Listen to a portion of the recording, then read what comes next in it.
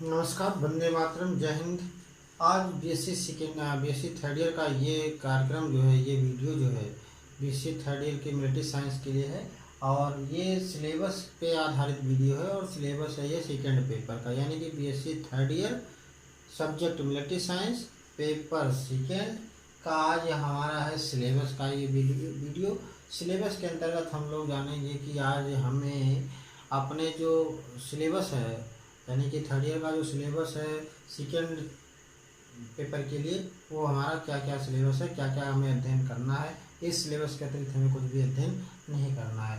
तो आइए शुरुआत करते हैं। फर्स्ट यूनिट जो है अपना सैन्य मनोविज्ञान का विकास है, यानी कि जो सेना में मनोबल है या मनोविकास है, मनोविज्ञान है, उसका विकास किस प्रकार से हुआ, इसका अध्ययन हम लोग फर्स्ट यूनिट के अंतर्गत करेंगे।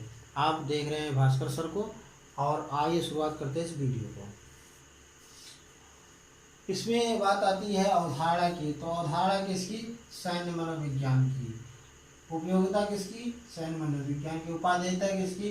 सैन्य मनोविज्ञान की। अवधारणा क्या है? मतलब कि अवधारणा का मतलब है सैन्य मनोविज्ञान की अवधारणा क्या है। ये मनोविज्ञान शुरुआत कहाँ से हुआ? सेना में मनोविज्ञान का क्या महत्व है, क्या इसके आवश्यकता है, ये मनोविज्ञान का इससे क्या लेना देना है, इन सारी चीज़ों का अध्ययन हम लोग करेंगे सैन्य मनोविज्ञान के विकास की अवधारणा में फर्स्ट चैप्टर के अंतर्गत, जिसमें हम लोग जानेंगे कि मनोविज्ञान जो है वो सेना में कहाँ से आया और इसका सशस्त्र सेनाओं पर क्या प्रभाव पड़ता है, और द्वितीय विश्व युद्ध के दौरान सैन्य मनोविज्ञान का जो विकास है वो सेनाओं पर किस प्रकार पड़ा।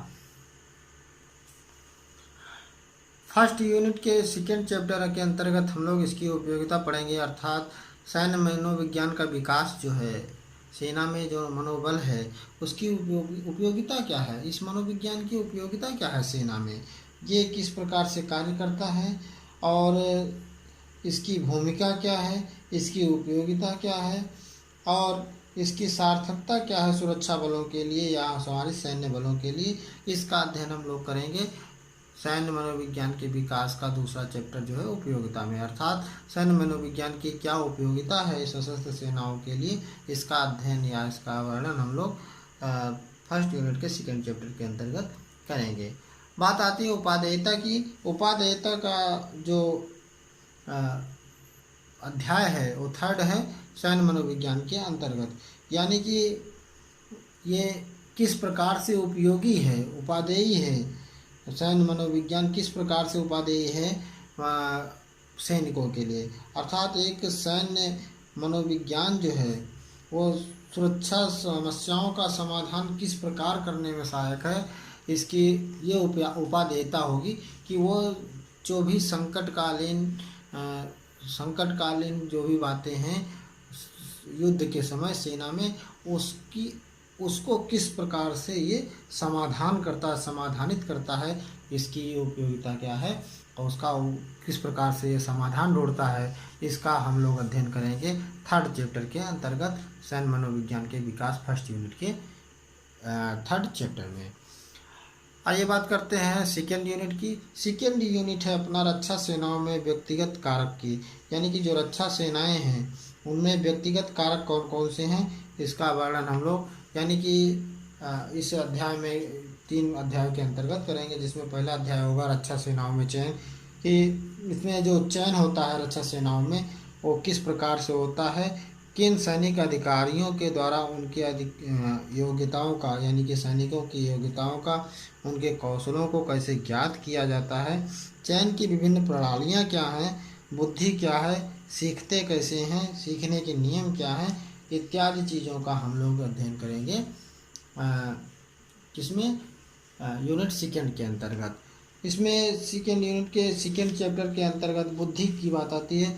तो बुद्धि में बुद्धि क्या है, बुद्धि की परिभाषा क्या है, सर्वप्रथम बुद्धि किसने दी, बुद्धि लब्धि कैसे ज्ञात करते हैं, इत्यादि चीज़ों का हम लोग अध्ययन करेंगे सेकेंड चैप्टर के अंतर्गत बुद्धि में। सेना में बुद्धि की क्या आवश्यकता है या सेना में बुद्धि की उपयोगिता क्या है, बुद्धि मापने के तरीके कौन कौन से हैं, बुद्धि लब्धता के कारण क्या हैं और बुद्धि परीक्षणों से किस प्रकार से उनके और कुशाग्र बुद्धि को बढ़ाया जा सकता है, इस इत्यादि चीज़ों का वर्णन हम लोग करेंगे सेकेंड यूनिट के सेकेंड चैप्टर के अंतर्गत। व्यक्तित्व की बात आती है थर्ड चैप्टर की। तो व्यक्तित्व क्या है, व्यक्तित्व के शील गुण क्या हैं, व्यक्तित्व की परिभाषा क्या है, व्यक्तित्व मापने की विधियां क्या हैं, अभिप्रेरणा क्या है, साक्षात्कार क्या है, व्यक्तिगत समानता असमानता क्या है, सेना में इसकी आवश्यकता क्यों है, इन सब इत्यादि चीज़ों के बारे में हम लोग अध्ययन करेंगे व्यक्तित्व के अंतर्गत यूनिट सेकेंड के थर्ड चैप्टर के अंतर्गत। तो थर्ड चैप्टर के अंतर्गत हम लोग तीन चीज़ों का अध्ययन करेंगे कि रक्षा सेनाओं में चयन कैसा होता है, अधिकारी उसके चयन के क्या कार्यप्रणाली अपनाते हैं, उनके कौशलों को किस प्रकार देखते हैं, उनका चयन किस प्रकार से करते हैं, उनमें बुद्धि की क्या ज़रूरत है, बुद्धि क्या है, बुद्धि की आवश्यकता क्यों है, बुद्धि से और कैसे कुशाग्र बुद्धि बनाया जा सकता है, व्यक्तित्व क्या है, व्यक्तित्व मापने की इकाइयाँ क्या हैं, व्यक्तित्व को और आगे कैसे डेवलप किया जा सकता है, इस तरह के सवालों का जवाब या इस तरह के व्यक्तित्व का या इस तरह के चीज़ों का अध्ययन हम लोग करेंगे थर्ड सेकेंड यूनिट के थर्ड चैप्टर के अंतर्गत। आइए देखते हैं थर्ड यूनिट, आइए देखते हैं थर्ड यूनिट। थर्ड यूनिट के अंतर्गत हम लोग पढ़ेंगे सैन्य जीवन में शक्ति युक्त समूह, अर्थात सैनिक जीवन में शक्ति युक्त जो समूह है, यानी कि संघीय शक्ति की बात यहाँ पे की गई है। संघ यानी कि समूह में ही शक्ति होती है, अकेला चना भाड़ नहीं फोड़ता, इस तरह की कुछ कहानी से युक्त है ये। अर्थात सैन्य जीवन में शक्ति समूह, या थर्ड यूनिट में हम लोग पढ़ेंगे सैन्य जीवन में शक्ति समूह क्या है, शक्ति युक्त समूह क्या है, यानी कि इसकी संरचना, समूह की संरचना कैसे हुई, समूह कितने प्रकार के हैं और समूह किस तरह से कार्य करता है। तो आप लोग सभी जानते हैं कि सेना में समूह का बहुत बड़ा योगदान होता है। तो इस प्रकार की जो भी अवधारणा है उसका हम लोग अध्ययन करेंगे थर्ड यूनिट के फर्स्ट चैप्टर के अंतर्गत कि समूह की संरचना कैसे होगी, समूह में किस प्रकार उसका कार्य क्या है और वो किस प्रकार से समूह कार्य करता है, इस तरह की बातों का जिक्र, इस तरह की बातों का अध्ययन हम लोग करेंगे थर्ड यूनिट के फर्स्ट चैप्टर के अंतर्गत। फर्स्ट चैप्टर के बाद आइए देखते हैं सेकेंड चैप्टर, जिसमें नेतृत्व की बात की गई है। नेतृत्व एक ऐसा गुण है जिसको लीडरशिप के नाम से जानते हैं। ये लीडरशिप कैसी होनी चाहिए, हमारा नेता कैसा होना चाहिए, इसका उसकी प्रकृति कैसी होनी चाहिए लीडरशिप की, और उसकी कार्य कैसे होना चाहिए, और ये लीडरशिप कितने प्रकार की होती है। समूह की लीडरशिप की बात हो रही है यहाँ पर, सेना के समूह की नेतृत्व की बात हो रही है यहाँ पर। तो ये सेना का समूह का जो नेतृत्व है उसकी प्रकृति क्या होनी चाहिए, उसके कार्य कैसे होने चाहिए, कितने प्रकार का होता है, इस तरह की चीज़ों का वर्णन हम लोग करेंगे किसमें, नेतृत्व की प्रकृति कार्य उसके प्रकार के अंतर्गत। तो ये हमारा है थर्ड यूनिट का सेकेंड चैप्टर। थर्ड यूनिट का जो थर्ड चैप्टर है वो मनोबल से मनोबल पे है। सेना में मनोबल का बहुत ही अहम रोल होता है। कोई भी सेना जो मनोबल से हीन हो वह कभी युद्ध को जीत नहीं सकती है। तो इस प्रकार की जो प्रकृति है, मनोबल की प्रकृति कहाँ से उत्पन्न हो, कहाँ से उसका शुभारंभ किया जाए, सेना का मनोबल किस तरह से बढ़ाया जाए, इसके तत्व कौन कौन से, इस तरह का जो भी कार्यकलाप है उसका हम लोग वर्णन या अध्ययन करेंगे थर्ड चैप्टर के अंतर्गत, यूनिट थर्ड के थर्ड चैप्टर के अंतर्गत, जिसमें मनोबल क्या है, इसकी प्रकृति कैसी होनी चाहिए और उसके तत्व कहाँ कहाँ से मिलकर कैसे बनेंगे मनोबल को बढ़ाने वाले, संजोने वाले। तो इसका अध्ययन हम लोग करेंगे थर्ड चैप्टर में थर्ड यूनिट के अंतर्गत। आइए देखते हैं फोर्थ यूनिट। फोर्थ यूनिट का जो हमारा बिंदु है अध्ययन का वो है मनोवैज्ञानिक युद्ध। जो मनोवैज्ञानिक युद्ध है, मन के हारे हार है, मन के जीते जीत। अर्थात सेना में मनोबल का जो है, मनोविज्ञान का बहुत अहम रोल है कि जो मनोवैज्ञानिक युद्ध है, मन से यदि आपने ठान लिया कि हमें ये चीज़ करना है, ये चीज़ हमारे बस में है, इसको हम करके ही दम लेंगे, इसको ये हमारे अलावा कोई दूसरा कर नहीं सकता है, तो उसको आप करके ही दिखाओगे, वो आपके द्वारा ही संभव होगा। तो इसकी जो मनोविज्ञान की अवधारणा है, ये अवधारणा कितने प्रकार की है मनोवैज्ञानिक, इसका जिक्र, इसका अध्ययन हम लोग करेंगे किसके अंतर्गत, फर्स्ट चैप्टर, फोर्थ यूनिट के फर्स्ट चैप्टर के अंतर्गत। ये युद्ध की परिस्थिति को पलट देता है मनोविज्ञान। मनो इस तो इसके बारे में हम लोग अध्ययन करेंगे 4th यूनिट के फर्स्ट चैप्टर के अंतर्गत।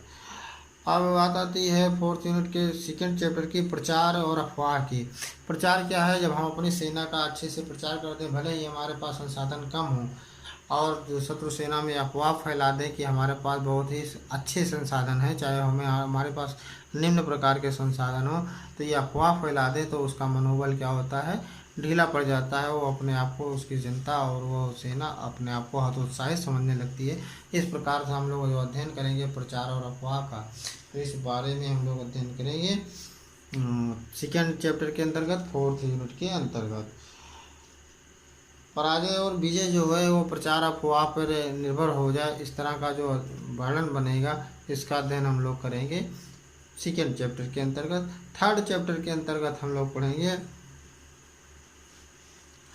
थर्ड चैप्टर के अंतर्गत हम लोग पढ़ेंगे किसी भी सेना में आतंक का क्या रोल है, और उसमें भय की स्थिति जो है, भय क्या है, आतंक क्या है, युद्ध में आतंक का महत्व क्या है, और एक सेना में आतंक और भय का क्या महत्व है, इसको हम लोग अध्ययन करेंगे थर्ड यूनिट के अंतर्गत, थर्ड चैप्टर के अंतर्गत। तो 4th यूनिट का थर्ड चैप्टर होगा आतंक, यानी कि ऐसा विपक्ष की सेना में ऐसा आतंक फैला दिया जाए, ऐसा भय पैदा कर दिया जाए कि वो सेना पीछे हटने के लिए तैयार हो जाए। तो इसका अध्ययन हम लोग करेंगे 4th यूनिट के थर्ड चैप्टर के अंतर्गत। 4th यूनिट का जो 4th चैप्टर है मस्तिष्क प्रक्षालन। प्रक्षालन का मतलब होता है उसके मस्तिष्क को वाश कर देना, बिल्कुल पुरानी चीज़ों को बिल्कुल मिटा देना, नई चीज़ों को भर देना। जैसे कि इसका अधिकतर प्रयोग कौन करते हैं? जब कोई युद्ध में बंदी होता है, उसको जो है उसके मस्तिष्क को वाश कर दिया जाता है। डिटर्जेंट पाउडर से नहीं किया जाता है, ये उसके विचारों से किया जाता है। उसको हमारी सेना ही सर्वोपरि है, हमारे विचार जो हैं वो आपके लिए हरगिज नुकसानदेह नहीं है। इस तरह का उनमें भले ही वो नुकसानदेह हो, लेकिन उसके दो पक्ष होते हैं हर बात के। उस दूसरे पक्ष के द्वारा उसको अपनी बात मनवा देना, उसकी अपनी बात को वहाँ से हटा के अपनी बात को मनवा देना ही मस्तिष्क प्रक्षालन है। जिस तरह से आतंकवादियों में मस्तिष्क प्रक्षालन करा दिया जाता है, चाहे वो जिहाद के नाम पे, चाहे वो जो है किसी और चीज़ को लेकर के, कि हमें इस कार्य को करने के बाद स्वर्ग में स्थान मिलेगा, या क्या बोलते हैं इसको, इसकी प्राप्ति होगी, क्या बोलते हैं उसको, भाई हमें नहीं याद आ रहा। तो उसको क्या है, उस तरह से मस्तिष्क को वाश कर देना। आतंकवादियों के मस्तिष्क को वाश कर दिया जाता है। उनको ये बताया जाता है कि हम जो कर रहे हैं सर्वथा वही सही है, यही इसी में भलाई है, इसी में हमको सब कुछ अच्छा मिलेगा। इसके अलावा जो कार्य कर रहा है दूसरा व्यक्ति सामने वाला, वो बिल्कुल निरर्थक है, बेकार है, गलत है। तो मस्तिष्क प्रक्षालन यानी कि उसके विचारों को अपने विचारों के द्वारा वाश कर देना, कि वो अपने ही विचार को गलत साबित करने लगे।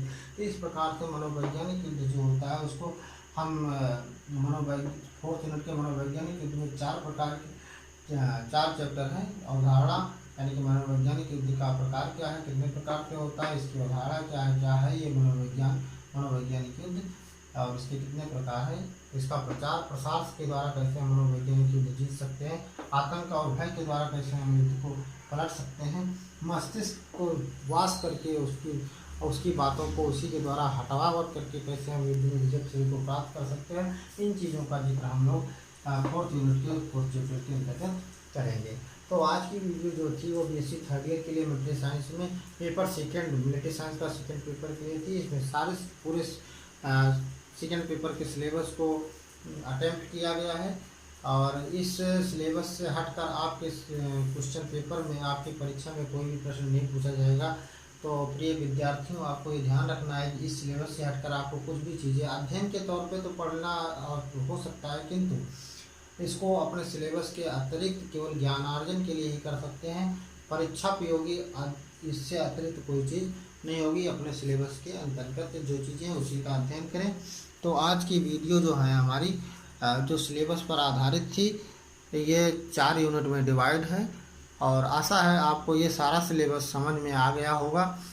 और मिलते हैं फिर अगले वीडियो में। आज की वीडियो को यहीं पर विराम देते हैं। भास्कर सर को दीजिए इजाज़त। तब तक के लिए जय हिंद, वंदे मातरम।